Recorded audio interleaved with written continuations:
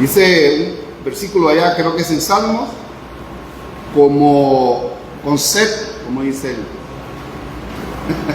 Como el siervo con sed busca el río, así busca mi alma. Ahí estamos. Pasa por atreverse a tratar de memorizar. Ok, también aprovechamos para agradecer y de alguna manera también dar la bienvenida a los hermanos que están con nosotros a través del Facebook. Ok, nuestro hermano Pablo Horna tiene la clase de esta mañana.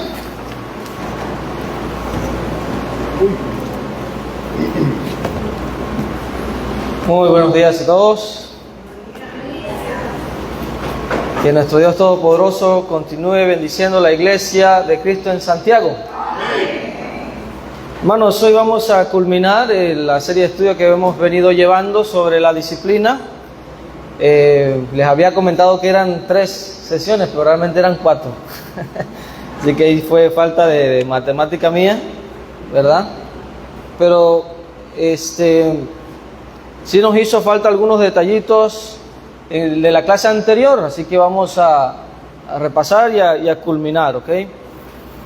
Cuando hablamos de la disciplina de la iglesia, como hemos visto, hablamos de un mandamiento basado en, ¿alguien recuerda? Una palabrita, ¿basado en qué? Amor, basado en amor, dígalo con convicción, basado en amor, excelente. La disciplina se basa en amor y la disciplina tiene 2 aspectos. Hay 2 aspectos generales sobre la disciplina. Está la disciplina instructiva o preventiva, que es la que ocurre pues cada vez que nos reunimos como iglesia, donde abrimos la Biblia y aprendemos a corregir nuestras vidas, ¿okay? A conformar nuestras vidas no a este siglo sino a la sabiduría de Dios, a imitar más y más a Cristo. Eso es disciplina. Recuerden que la palabra disciplina significa, en una palabra, corrección. Entonces, cuando escuchamos, obviamente, cuando escuchamos la palabra de Dios, cuando se enseña la palabra de Dios, cuando meditamos en ella, estamos siendo corregidos.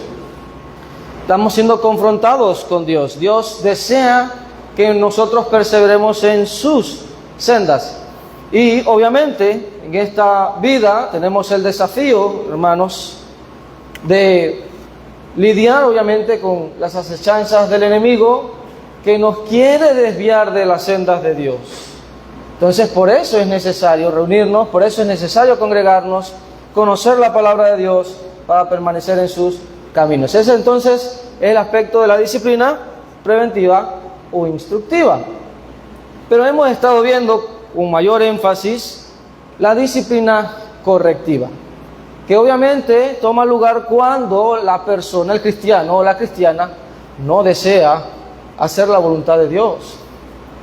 Y cuando esa persona no desea hacer la voluntad de Dios, es nuestro deber corregirle, llamarle al arrepentimiento. Tenemos que reprender a esa persona. Y reprender, habíamos dicho, que significa, pues obviamente, mostrar a la persona que ha pecado, que ha fallado. Y de esa manera esperar que la persona corrija y, de nuevo, vuelva a las sendas del Señor. Si no lo hace, luego de todo el procedimiento que ya vimos, entonces se aplica esa disciplina correctiva, en la cual la persona, este cristiano o cristiana, queda apartado de la comunión con Dios y su iglesia. Entonces, esto es obviamente en vista del resultado, porque hablamos de un asunto de vida o muerte. Hablamos de un asunto de vida eterna o condenación eterna. Por lo tanto, es un asunto sensitivo. Por lo tanto, es un asunto de amor. Porque usted no me va a corregir a mí porque quiere hacerme daño. Usted me va a corregir a mí porque usted desea que yo me mantenga en el camino del Señor y herede la vida eterna. Amén. De igual, si vamos a recibir, ¿verdad?, la reprensión. Y ya vimos la importancia de la actitud que debemos tener al ser reprendidos o al reprender. Y ahorita vamos a entrar a repasar eso. Pero quiero por favor que mantengan esto presente. Si no están tomando notas, obviamente es muy probable que el 60% lo vayan a olvidar. Pero no olviden esto, hermanos. La disciplina es un mandamiento basado en amor. Y hay muchos pasajes que los confirman, pero quiero que consideremos este en particular. Proverbios 27, 5 y 6, alguien que lo lea de su Biblia, de su memoria o en pantalla. ¿Qué dice? Proverbios 27, 5, 6, ahí lo tenemos en pantalla. Mejor es reprensión manifiesta que amor oculto. Fieles son las heridas del que ama, pero importunos los besos del que aborrece. ¿Qué tenemos aquí? Sabiduría de Salomón, sabiduría de Dios.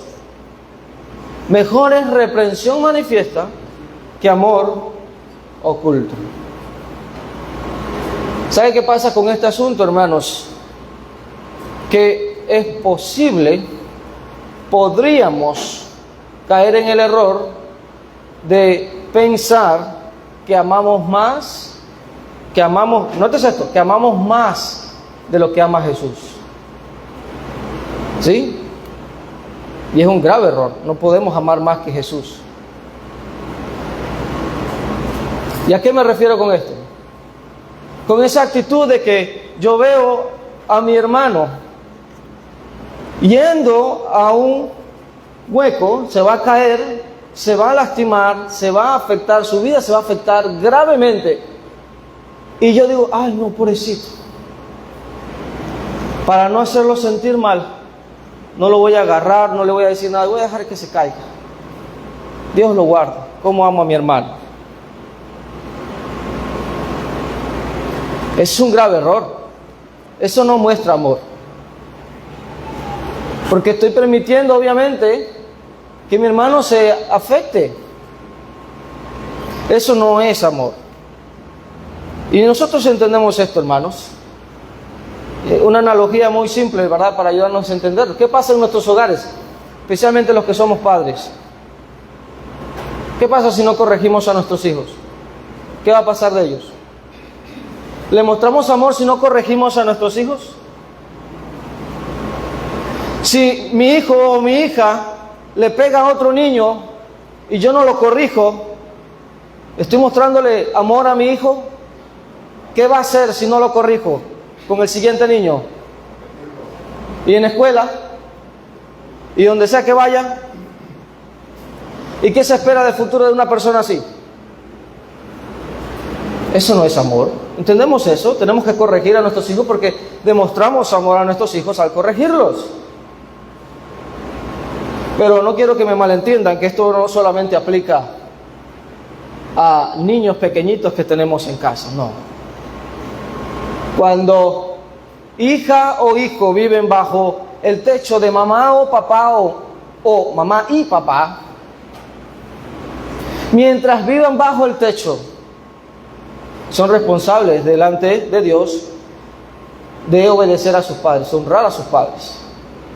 Y viceversa. Mamá y papá tienen el deber de corregir, así sea que tengan 45 años.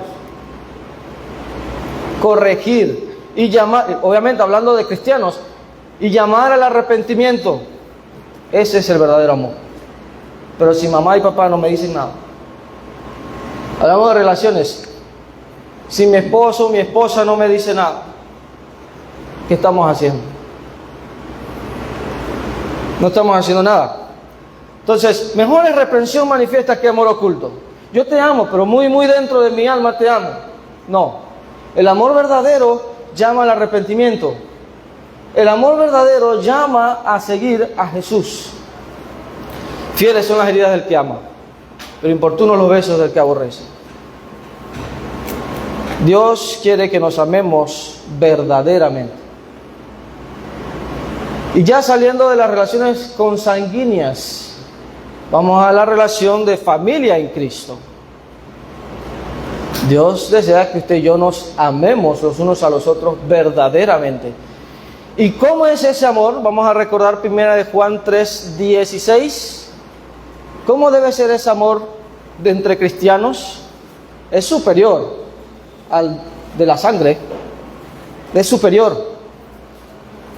Primera de Juan 3:16. En esto hemos conocido el amor, en que Él puso su vida por nosotros. También nosotros debemos poner nuestra vida por los hermanos. Si amamos, verdaderamente amamos, debemos estar dispuestos a poner nuestras vidas por nuestros hermanos. Debemos estar dispuestos a dar la vida, de ser necesario, por nuestros hermanos. Es decir, vamos a hacer todo lo posible, aplicándolo a este tema que estamos desarrollando, hacer todo lo posible conforme a la voluntad de Dios para que mi hermano, mi hermana no se pierda. Ese es el verdadero amor. Así que no olvidemos eso. Este mandamiento, esta enseñanza de Jesús se basa en amor. Ahora, noten, vamos a regresar aquí brevemente para resaltar esa palabra. Mejor es, ¿qué cosa? Reprensión. Reprensión. Y aquí esta es la clave, este es el eje de todo lo concerniente a la disciplina. La reprensión. Ese llamado de atención. Que el mundo nos enseña que no nos debe gustar. Que el ego nos impide recibir. Y obviamente incluso hasta dar reprensión. Eso nos enseña el mundo. Pero ya vimos que para Dios no funciona de esa manera.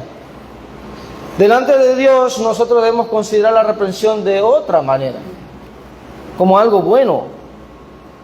Y vimos requisitos, esto vamos a repasarlo, el requisito para recibir la reprensión. Debemos eliminar el orgullo, debemos eliminar la necedad o la terquedad. De eso tanto hablan los salmos y los proverbios. ¿Cómo hacemos eso? Aprendiendo a recibir y a escuchar. No se olvide esto que también mencionaba. Si alguien viene a reprendernos, si algún hermano o hermana viene a reprendernos, no deberíamos molestarnos. Porque si la reprensión es justa, es para mi bien. Si la reprensión es falsa, pues tiene su explicación y ahí queda. Pero el mundo que nos enseña, voy a reaccionar de la peor manera posible. Eso nos enseña el mundo. Y ya sabemos que la raíz de eso es la vanagloria de la vida, que no viene de Dios, sino que viene de Él. Primera de Juan 2:15 al 17. Debemos aprender a amar la reprensión. Vamos a recordar ese proverbio, por favor, Proverbios 2:1. No nos olvidemos de esto. La disciplina es una doctrina basada en amor. Por lo tanto, debemos amar la reprensión. Proverbios 12:1. Hijo mío, si recibe mis palabras y mis mandamientos, El que ama la instrucción, Ajá. Mano Carlos. el que ama la instrucción ama la sabiduría, mas el que aborrece la reprensión es ignorante. Más claro imposible, ¿no? Instrucción, reprensión son términos paralelos. Debemos amar la reprensión. Si no la amamos, somos necios. Somos necios, según los proverbios. También debemos aprender a amarnos a nosotros mismos. De nuevo, es para nuestro bien. Vamos a leer ese proverbio nuevamente, 15, 31 y 32. El oído que escucha las amonestaciones de la vida, entre los sabios morará. El que tiene poco la disciplina menosprecia su alma. Ahí está, no menospreciemos nuestra alma. Mi hermano se acerca a llamarnos la atención. ¿Qué debemos ver? Con la perspectiva espiritual, este hermano, esta hermana, verdaderamente le importa mi alma. ¿Qué cree usted que haría Jesús? ¿Qué cree usted que haría Jesús si estuviera entre nosotros y nos ve fallar? ¿Usted cree que Jesús miraría al techo? ¿Le daría la espalda? ¿Cruza la calle para evitarlo? ¿Eso haría Jesús? No. ¿De qué acusaban los fariseos y escribas a Jesús con respecto a los pecadores? De juntarse con ellos. ¿Qué pasa? Que Jesús buscaba a esas personas y las llamaba al arrepentimiento. Y obviamente ellos buscaron al Señor, cambiaron sus vidas. Y por esa razón Jesús tuvo comunión con ellos. Pero a los ojos, nótese esto, a los ojos de los fariseos y de los escribas, aún ellos eran pecadores. Ese corazón de fariseo, lamentablemente todavía existe en la iglesia del Señor, hablando universalmente. Donde hay hermanos que no perdonen, donde hay hermanos que cuestionen el arrepentimiento de otros, hay fariseos. Y yo no sé usted, pero hasta el momento yo no he conocido a nadie que lea los corazones. Pero hay hermanos que leen los corazones. ¿Sí? Es que el hermano me hizo daño, la hermana me hizo daño. Sí, hermano, pero el hermano le pidió perdón a usted, ¿verdad? Sí, pero es que todavía él me hizo daño. Es la misma actitud. De nuevo, vamos al punto, amor. Amor. Entonces, Jesús no pasa por alto estas cosas, sino que con amor llamó a las personas al arrepentimiento, a que tuvieran vida en abundancia. Y hay tantos ejemplos, hermanos, que podríamos mencionar, pero ahí sí no vamos a terminar, ¿verdad?, la clase si nos entramos en eso. Pero ¿usted recuerda, por ejemplo, ese relato de Juan sobre la mujer pecadora que habían sorprendido en adulterio a algunos legalistas y la trajeron a Jesús? ¿Qué hizo Jesús? ¿La apedreó? ¿Qué hizo Jesús? ¿Ignoró que en efecto había pecado? ¿Eso hizo Jesús? No, eso no hizo. ¿Pero qué le dijo? 5 palabras, creo. Sí, 5 palabras. Vete y no peques más. De eso se trata la reprensión. No peques más. No vuelvas a caer en este error, hermano o hermana. Amor. Ok. Eso en cuanto al que recibe la reprensión. Y el que da la reprensión debe ser genuinamente amoroso, debe hacerlo con mansedumbre. Entonces, todo gira en torno al amor.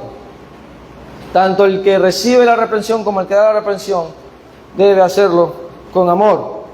Y de esa manera, hermanos, podemos construir. Ahora, en cuanto a efecto de la disciplina, habíamos hablado de que la disciplina no afecta al crecimiento de la iglesia. No lo afecta. No lo afecta. Y vimos que Dios está interesado en el crecimiento numérico, como también está interesado en el crecimiento espiritual. ¿Ok? Y cuando se practica la disciplina de la iglesia, ambos crecimientos o aspectos del crecimiento toman lugar. Por un lado, crece numéricamente la iglesia porque hay orden, hay paz, porque las personas ven que aquí verdaderamente se interesan por la salud espiritual de las almas de las personas. Eso ocurrió en Hechos 5, ya lo leímos. Luego, ¿qué pasó? Aumentaban y crecían en número, dice Hechos capítulo 5. Entonces, luego, al aplicarse también la disciplina, hay crecimiento espiritual. Porque de esa manera se enseña que la santidad es primordial. Y eso ayuda a que todos nosotros crezcamos en santidad. Y aquel hermano o hermana que no desea vivir en santidad, pues es apartado de la comunión. Eso es lo que enseña la palabra de Dios. Y una vez esa persona, ese cristiano, ese hermano es sacado de la comunión de Dios, obviamente la iglesia preserva su pureza. De eso se trata el crecimiento espiritual. Entonces, no afecta porque promueve el amor a las almas, como hemos visto, promueve la santidad, como hemos visto. Y vamos a ver este último aspecto que fue donde quedamos. Promueve la genuina comunión. La disciplina promueve la genuina comunión con Dios. Vamos a Mateo 18. Y alguien lea, por favor, 18:18. Una vez se aplica el proceso de disciplinario y la persona es disciplinada, ¿qué ocurre? ¿Qué hay que hacer? ¿Qué debe hacer la iglesia? De cierto digo que todo lo que atéis en la tierra será atado en el cielo, y todo lo que desatéis en la tierra será atado en el cielo. Ok, era el 17, no el 18. 17. ¿Qué dice el 17? Si no los oyere a ellos, digo a la iglesia. Si no oyere a la iglesia, tengan por gentil y publicano. Ok, tenle por gentil y publicano. Es decir, ese cristiano errante queda fuera de comunión. Queda fuera de comunión. Ahora, el resto del Nuevo Testamento habla mucho sobre esto y nos da más detalles que nos ayudan a entender cómo funciona esto. Y vamos a ver un poco más al respecto. Por ejemplo, en 1 Corintios capítulo 5, vamos a leer algunos versículos aquí que nos muestran más detalles sobre esa acción de disciplina correctiva, ¿no? Poner fuera de comunión. Por ejemplo, 1 Corintios 5, 7, ¿qué dice? Limpiaros pues de la vieja levadura, para que sea nueva masa, sin levadura como sois, porque nuestra Pascua, que es Cristo, ya fue sacrificada por nosotros. Muy bien, noten los verbos: limpiaos de la vieja levadura. Pablo aquí hace esa analogía de la levadura con respecto al pecado. En otras palabras, está diciendo limpiaos del pecado.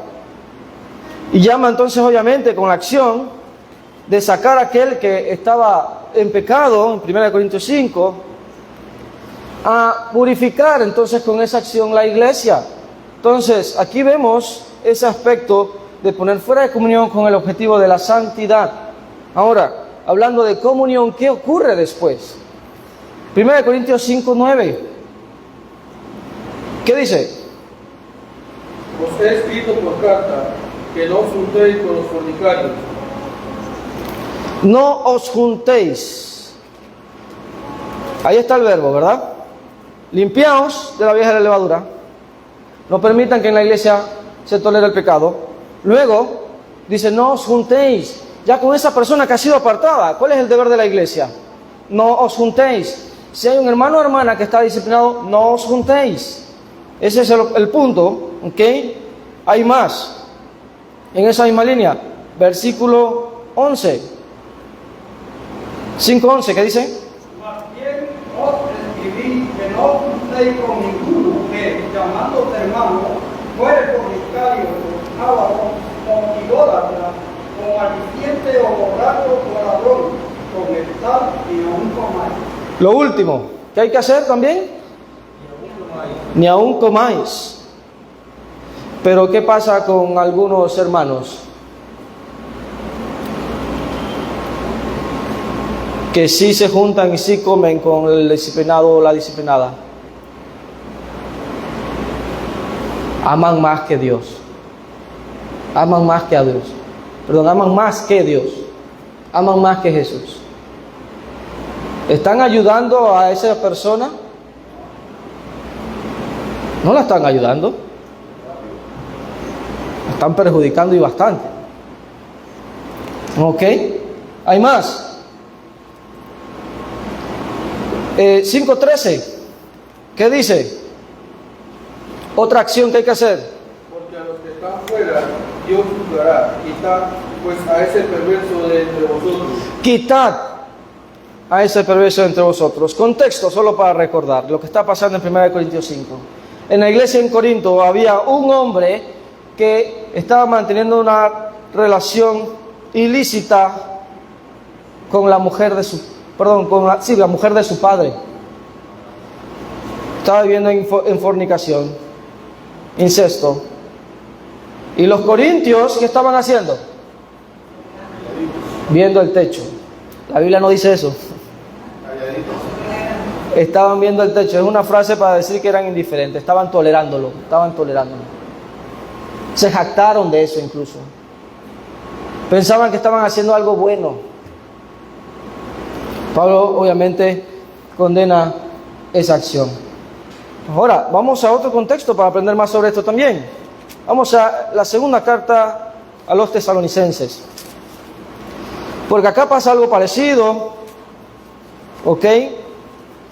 La iglesia debía apartarse de ciertos hermanos. Eso es lo similar. El pecado es el que cambia. Segunda de Tesalonicenses 3, 6. ¿Qué dice? Pero os ordenamos, hermanos, en el nombre de nuestro Señor Jesucristo, que os apartéis de todo hermano que ande desordenadamente y no según la enseñanza que recibiste de nosotros. Ok, ¿cuál es la orden? ¿Qué debemos hacer? ¿Qué debe hacer la iglesia tesalónica? Apartarse. ¿De quién? ¿O quiénes? Todo hermano que ande desordenadamente. ¿De algunos hermanos? ¿Del que nos cae bien, ese sí podemos juntarnos con él? ¿Qué dice el texto? Todo hermano. Todo hermano que anda como. Y no según. Ajá. Contexto. ¿Qué está pasando aquí? Bueno, muy simple. Los tesalonicenses malentendieron a Pablo. Él envía en la primera carta y les habla que se acerca el fin, que Jesús viene pronto. Algunos ociosos le malentendieron y dijeron, no, de seguro ya dentro de un mes llega el Señor. ¿Y qué hicieron? Dejaron de trabajar y empezaron a vivir de los demás, a vivir desordenadamente, diciendo, bueno, ya yo dejo todo, viene el Señor. Entonces, obviamente, Pablo en la segunda carta les llama la atención y les dice, esto no está bien, deben arrepentirse, y si no quieren arrepentirse, quieren seguir viviendo desordenadamente, entonces iglesia, apártense de ellos, aparten de los que anden desordenadamente. ¿Ok? Entonces, si seguimos leyendo podemos entender un poco más, ¿no? Por ejemplo, sigue la lectura conmigo, versículo 7 en adelante. Porque vosotros mismos sabéis de qué manera debéis imitarnos, pues nosotros no anduvimos desordenadamente entre vosotros, Pablo, Silas y Timoteo, ni comimos de balde el pan de nadie, eso es lo que estaban haciendo algunos, sino que trabajamos con afán y fatiga día y noche, para no ser gravosos a ninguno de vosotros. No porque no tuviésemos derecho, como ministros de Dios, tenían derecho de tener salario de parte de la iglesia. Dice, sino por daros nosotros mismos un ejemplo para que nos imitaseis.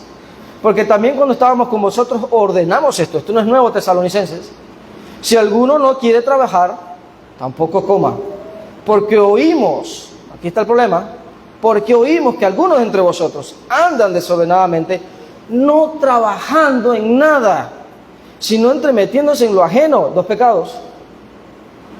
A los tales mandamos y exhortamos por nuestro Señor Jesucristo, que trabajando sosegadamente coman su propio pan. Y vosotros, hermanos, no os canséis de hacer bien. Es lo que le dije hace un momento. Y si no obedecen, es decir, si siguen viviendo desordenadamente, versículo 14, alguien por favor, ¿qué hay que hacer? Si alguno no obedece a lo que decimos por medio de esta carta, a él señalarlo y no juntéis con él para que se avergüence. No, hermano, pero ¿cómo lo va a señalar? Eso no es amor. ¿Ha escuchado frases como esa? ¿Cómo lo va a señalar entre todos? Eso quiere decir públicamente. ¿Cómo vamos a hacer eso? Eso es horrible, hacerle eso a una persona. ¿Es así? ¿Es verdaderamente así? En vista de la eternidad, hermano, porque esta vida es un parpadeo. Hoy amanecimos con una noticia, tal vez ustedes la escucharon, de 3 personas murieron en un accidente de tránsito. Esto es serio. No tenemos garantía de que vamos a vivir mañana o dentro de 2 horas. ¿Cómo voy a pensar que amo más que Jesús, amo más que Dios para evitar el mandamiento de Dios?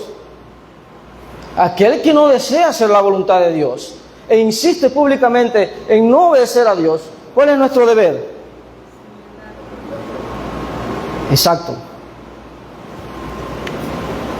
Si alguno no obedece lo que decimos por medio de esta carta, a ese señaladlo y no os juntéis con él.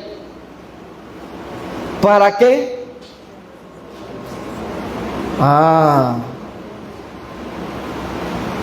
Vamos a ver el propósito. Ya sabemos que ese señalamiento obviamente es un anuncio público en la iglesia. Este hermano o esta hermana no desea hacer la voluntad de Dios. Tenemos que separarnos de él, debemos sacarlo de comunión, está disciplinado. ¿Ok? ¿Cuál es el propósito de eso? ¿Mostrarle odio? No, mostrarle amor. Dice, para que se avergüence, para que se avergüence. ¿Qué pasa si hago lo contrario? Si no hay un señalamiento, un anuncio público, llamando al arrepentimiento, obviamente, a la persona, en este caso, ¿qué se provoca si no hacemos eso? Ya sabemos que si lo hacemos provoca vergüenza en la persona, pero si no lo hacemos, ¿qué provoca? A ver. Y continúa en ese pecado. No, pero ¿qué va a sentir? ¿Vergüenza o qué va a sentir? ¿Hermana? Se va a sentir cómodo, ¿ok? ¿Qué más va a sentir de nuestra parte? Aprobación. Aprobación, ¿qué más? ¿Qué está haciendo bien? ¿Qué más? Estoy buscando dos palabritas. Ya la vimos. Comenzamos con ese Proverbios. ¿Qué siente esa persona si yo actúo como si nada? Que no lo ama. Falso amor. Ay, qué tolerantes son aquí. ¿Cómo me aman? Y la persona se va pensando que le aman. Pero delante de Dios, ¿eso qué es? Falso amor. Y si esa persona fallece o regresa al Señor y lo encuentran en ese estado, claro, él es culpable. Pero ¿quién también tiene culpa en esa sangre?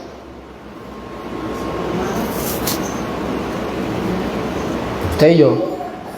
No queremos eso, hermanos. Recordemos cómo iniciamos esta serie. Hay dos caminos con respecto a la disciplina.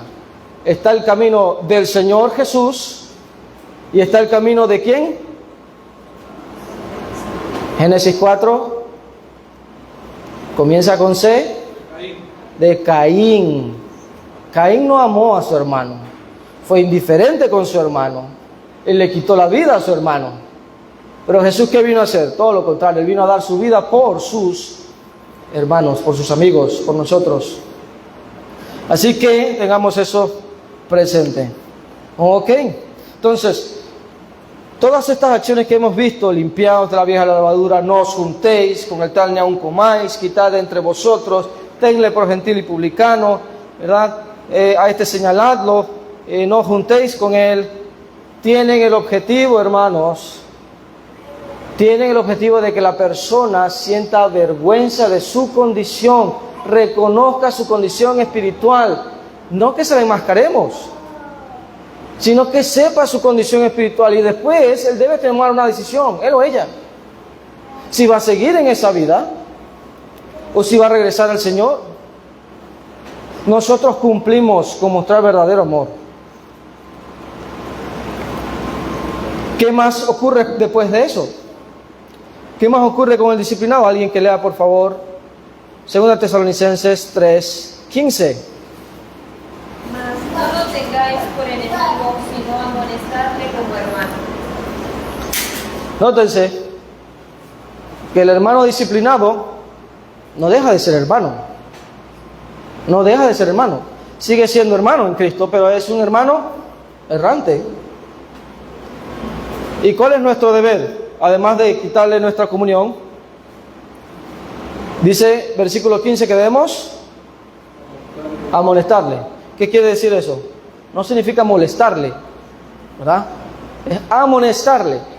Y significa instrucción, significa corrección, significa que cada vez que veamos a ese hermano o esa hermana disciplinada, cada vez que tengamos oportunidad, llamarlo al arrepentimiento, llamarlo a que regrese al camino del Señor. ¿Y después de eso lo invitamos a almorzar? ¿Después de eso lo llevamos a la casa? No, eso sería tener comunión con Él. Contrario a no os juntéis con Él. Obviamente, hermanos, de nuevo, lo que buscamos es, lo que busca Dios es que esa persona apartada de la comunión de los santos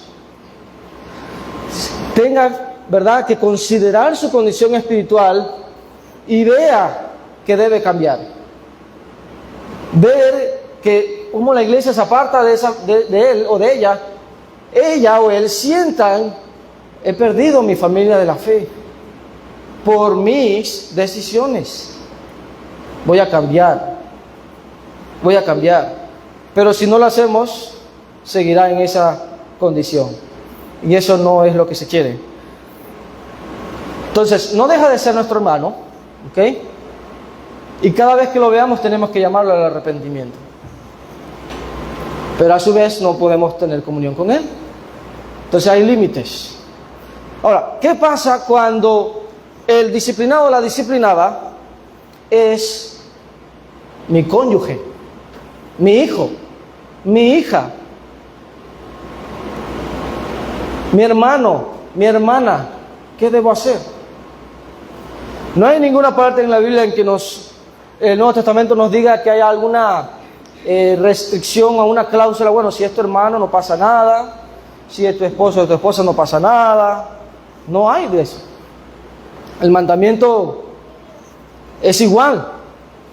Pero evidentemente aquí entran otras leyes bíblicas. El esposo y la esposa tienen mandamientos que cumplir en la santidad del matrimonio, ¿ok? Papá, hijo, hija, mamá, también hermanos, hermanas. La Biblia habla mucho sobre la relación consanguínea, que debe haber amor, debemos proveer para los nuestros, debemos cuidar de los nuestros, ¿ok? Entonces, obviamente que van a haber limitantes, y tengan mucho presente esto, porque el principio aplica para aquellos hermanos o hermanas que no están disciplinados, pero están apartados de la fe. ¿Cuál es la diferencia de una persona disciplinada y una persona que se ha apartado de la fe, que no está disciplinada? ¿Cuál es la diferencia delante de Dios? ¿Alguien? ¿Cuál es la diferencia? Un cristiano disciplinado y un cristiano que simplemente se apartó de la fe y no se le disciplinó. ¿Cuál es la diferencia entre ellos dos delante de Dios? ¿Ah?